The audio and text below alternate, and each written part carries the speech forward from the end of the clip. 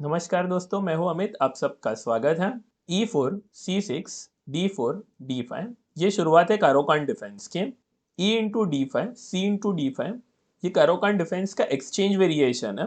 Bishop D3, night F6, C3, bishop G4।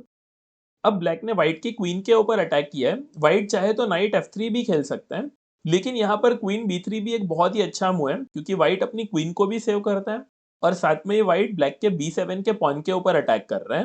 Queen D7, bishop F4। दोस्तों, opening कोई भी हो, सेंटर कंट्रोल और डेवलपमेंट करना बहुत ही जरूरी होता है। यहाँ पे ब्लैक को नाइट C6 खेलना चाहिए। अगर ब्लैक E6 खेलता है ये सोचकर कि वो अपना बिशप डेवलप करे ताकि वो शॉर्ट कैसल कर सके, तो ये उसकी सबसे बड़ी गलती है।